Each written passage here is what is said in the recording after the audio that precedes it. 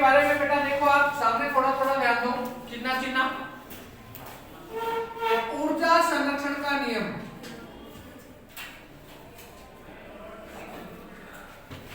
ऊर्जा संरक्षण का नियम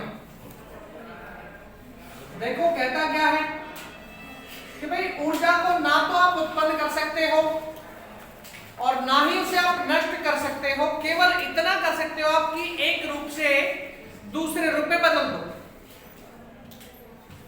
जैसे मेरी जो ध्वनि ऊर्जा है वो प्रकाशीय तरंगों के साथ मिलकर के आप लोग के कर्णपटल पर पहुंच रही है, आप लोगों को ध्वनि सुनाई दे रही है। हम देख किसके कारण पा रहे बेटा? यदि यहाँ पे घोर अंधेरा होता तो क्या आप देख पाते? क्या नहीं। तो ऊर्जा को आप नष्ट नहीं कर सकते और उत्पन्न भी नहीं कर सकते, केवल एक रूप से दूसरे रूप में बदल सकते हो, यही है ऊर्जा संरक्षण का नियम। तो आप लिखें इसके बारे में। इस नियम के अनुसार, इस नियम के अनुसार ऊर्जा को, इस नियम के अनुसार ऊर्जा को ना तो उत्पन्न किया जा सकता है और ना ही उसे नष्ट किया जा सकता है।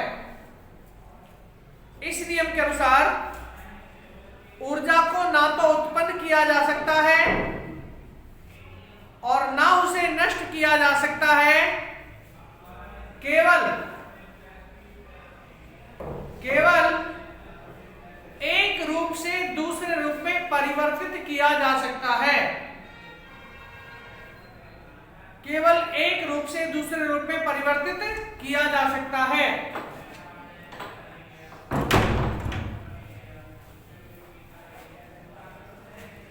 लिखें del W is equal to del K। Del W is equal to del K क्या प्रदर्शित कर रहा है भैया? आप यदि कोई कार्य कर रहे हैं और आपके द्वारा गति की जा रही है, तो जो कार्य आप कर रहे हैं वो किसकी वजह से हो रहा है? गतिज ऊर्जा की वजह से हो रहा है। यदि आप एक जगह पे स्थिर खड़े हैं, कोई किसी प्रकार का कार्य नहीं कर रहे, तो आप खड़े किसके कारण रह पा रहे हैं? स्थितिज ऊर्जा की वजह से आप खड़े रह पा रहे हैं। यदि आपके पास स्थितिज ऊर्जा नहीं होती तो आप खड़े नहीं रह पाते। देखो भाई कैसे, माना m द्रव्यमान का कण, कितने द्रव्यमान का कण बेटा? m द्रव्यमान का कण एक त्वरण के कारण, एक त्वरण के कारण r दूरी तक विस्थापन को प्राप्त करता है। m द्रव्यमान का कण है, एक त्वरण के कारण r दूरी तक क्या प्राप्त कर रहा है? विस्थापन प्राप्त कर रहा है या विस्थापित हो रहा है।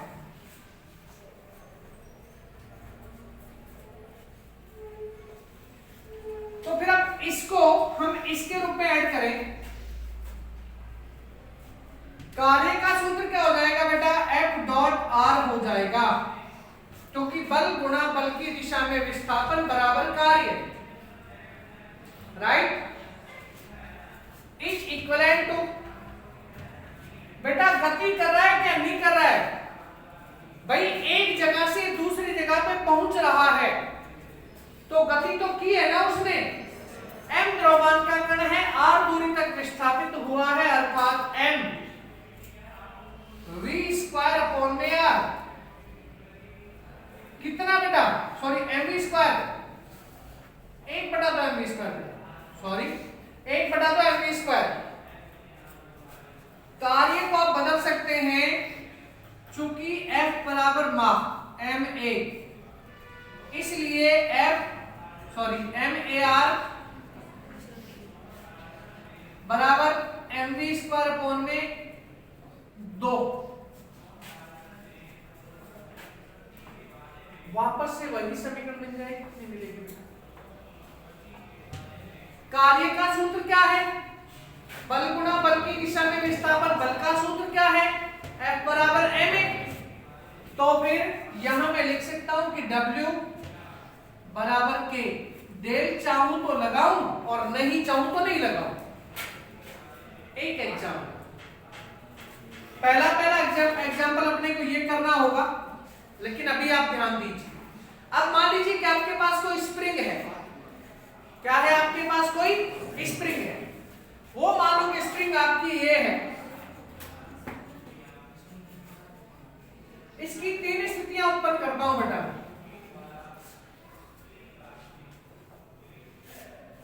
पहली स्थिति में आपने स्प्रिंग को यूं छोड़ा हुआ था।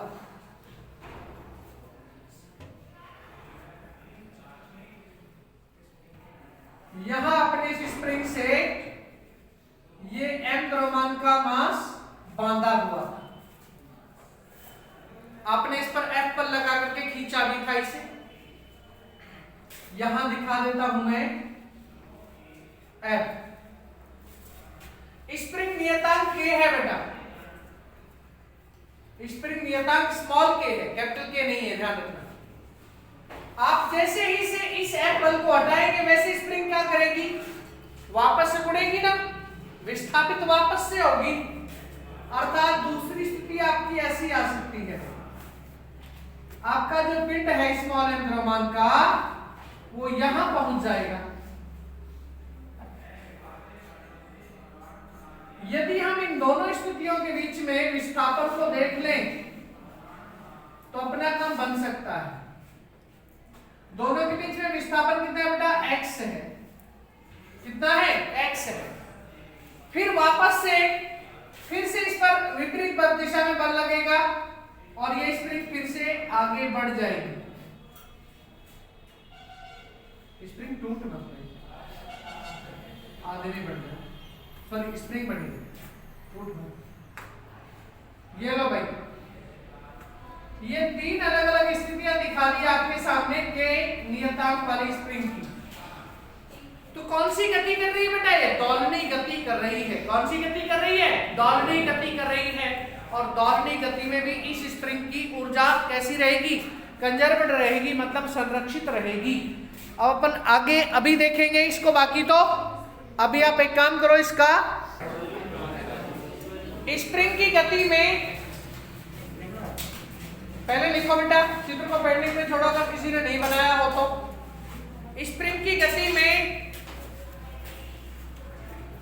भी ऊर्जा का संरक्षण रहता है। स्प्रिंग की गति में भी ऊर्जा का संरक्षण रहता है, क्योंकि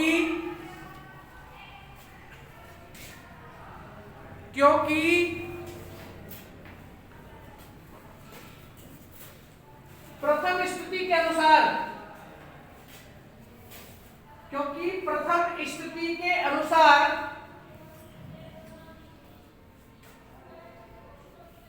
जब हम स्मॉल m द्रव्यमान के गुटखे को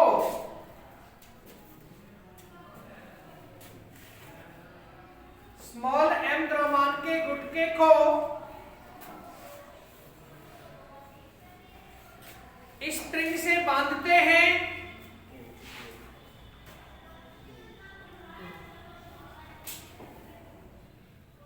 तो स्प्रिंग की स्थिति में x विस्थापन प्राप्त होता है। स्प्रिंग की स्थिति में x विस्थापन प्राप्त होता है। स्प्रिंग की स्थिति में x विस्थापन प्राप्त होता है। नीचे बेटा पैराग्राफ चेंज करके लिखो। इसके विपरीत दूसरी स्थिति में, इसके विपरीत दूसरी स्थिति में स्प्रिंग बल प्रभावी होकर, दूसरी स्थिति में स्प्रिंग बल प्रभावी होकर स्प्रिंग को वापस मूल स्थिति में लाने का प्रयास करता है। स्प्रिंग बल प्रभावी होकर स्प्रिंग को मूल स्थिति में लाने का प्रयास करता है।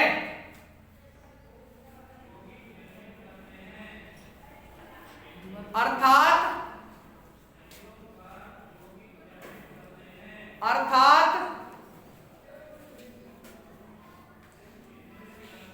स्प्रिंग की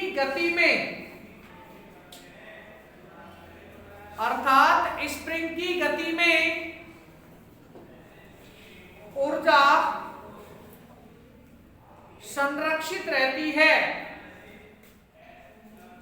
अर्थात स्प्रिंग की गति में ऊर्जा संरक्षित रहती है, जिसके कारण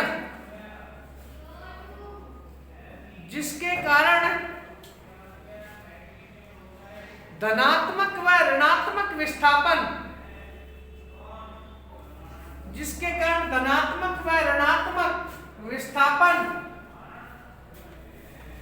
हमें एकांतर क्रम में प्राप्त होते हैं। देखो भाई, इधर ध्यान दे लो, ये तो धनात्मक विस्थापन है भाई, आगे की तरफ खींच लिया आपने इसे, फिर इसके बाद ये ऋणात्मक विस्थापन है, ये वापस मूल स्थिति तक जाने का प्रयास करने लगा, फिर वापस से आपने इसको इधर खींच लिया, धनात्मक विस्थापन। ये एकांतर क्रम में चलते हैं बेटा। और यदि आप बल की मात्रा बढ़ाते जाएंगे ना, तो लगातार विस्थापन की वैल्यू बढ़ती जाएगी। लेकिन एक स्थिति वो आ जाएगी जब आपकी स्प्रिंग टूट जाएगी। आपकी स्प्रिंग टूट जाएगी, क्यों?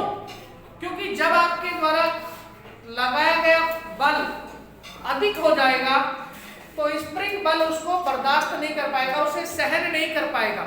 और क्रिया प्रतिक्रिया का जो नियम आपके न्यूटन साहब देके गए हैं, उसके अनुसार जैसे ही एक बल का मान ज्यादा होगा वैसे ही आपका निकाय टूटेगा। और यहाँ पे अपना निकाय क्या है बेटा? स्प्रिंग है। अपना निकाय क्या है यहाँ पे? स्प्रिंग है। इसलिए अपनी स्प्रिंग टूट जाए और हो सकता है हमें आघात भी पहुंचाए। ठीक है, तो एक काम करो, इसके जस्ट पास में जो ये राइट किया हुआ है इसको फटाक से लिख दो, फटाक से लिखिए। एक चित्र के लिए जगह छोड़ने के बाद लिखे भाई,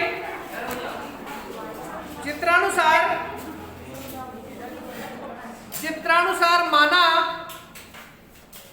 स्मॉल m द्रव्यमान का एक पिंड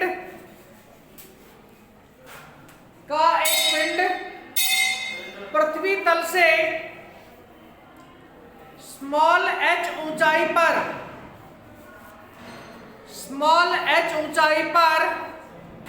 विराम की अवस्था में है।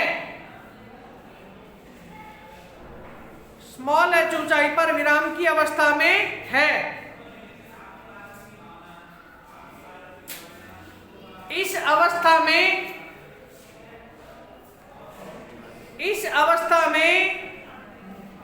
पिंड की कुल ऊर्जा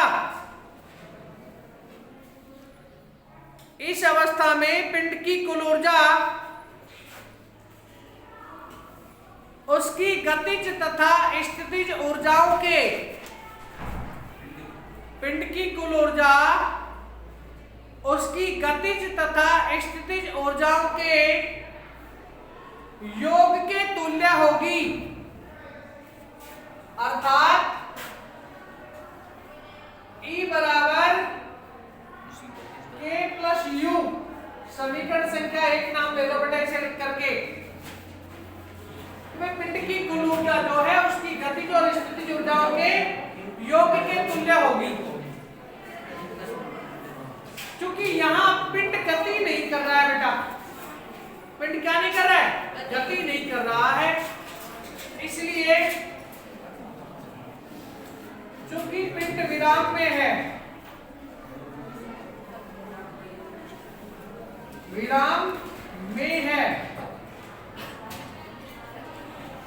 इसलिए k बराबर 0। भाई पिंड विराम की अवस्था में है तो गतिज ऊर्जा का मान स्वाभाविक बात है कि 0 होगा। तो E बराबर 0 प्लस u या E बराबर u, समीकरण संख्या 2 हो गई बेटा। इसकी स्थितिज ऊर्जा के दो प्रकार है भाई, एक तो कौन सा, mgh पूरा और एक mgh माइनस s आधा। पिंड की स्थितिज ऊर्जा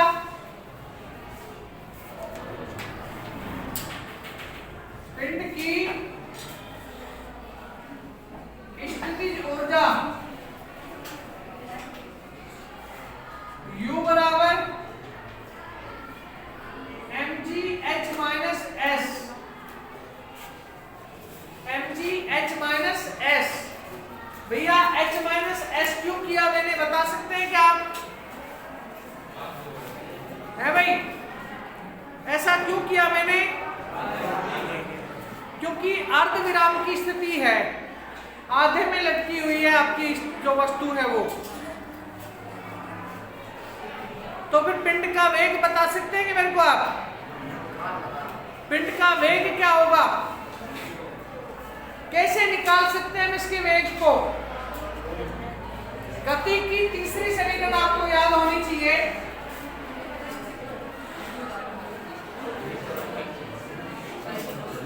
गति की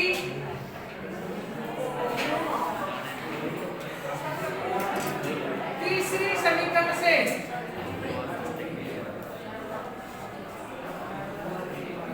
v स्क्वायर बराबर u स्क्वायर प्लस 2gs।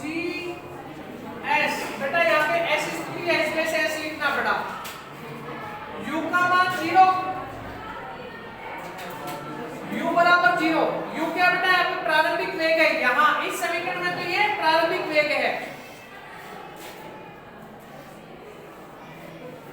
प्रारंभिक वेग, तो फिर v बराबर या v स्क्वायर बराबर 2gs या v बराबर √2gs,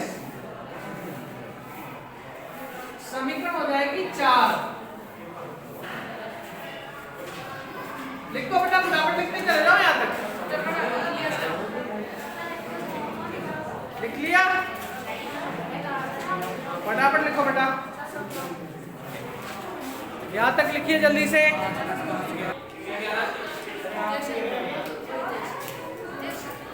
पिंड की गतिज ऊर्जा